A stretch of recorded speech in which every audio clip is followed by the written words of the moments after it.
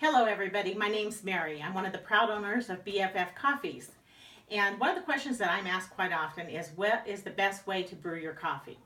And it's really whatever way you are comfortable with and what tastes the best to you. It took me a long time to get exactly what I like, which may be a little bit different than what you like. But one of the things I love is I love the Clever. The Clever is just a really easy pour over that just does a beautiful job.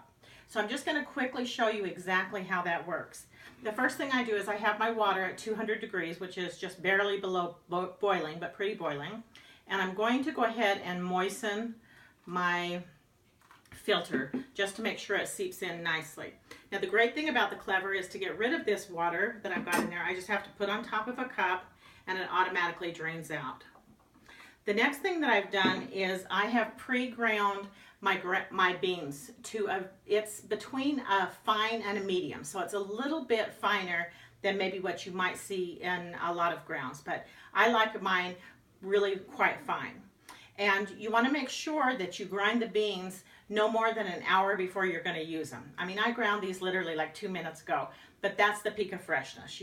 They're going to go stale if you grind them too soon. So what I do is I just pour those grounds in there, and then what I'm going to do with my 200-degree water, if I'm just going to moisten these grounds. Now what I want to show you is for about the next 20 seconds, what's going to happen is it's just going to do this beautiful bloom. And what that's really doing is getting those beautiful flavors out in the coffee. And then once they've kind of bloomed, and they've done a nice bloom right now, I'm going to go ahead and I'm going to pour the rest of the water in. Now one of the things that's important is you personally, what is your coffee to water ratio? That's something you're going to have to figure out and you're going to have to practice. I know exactly how full to make mine, but you're going to have to practice at that. But one of the things that you can see if you just look at this really quick is it's already starting to do a beautiful, beautiful crust.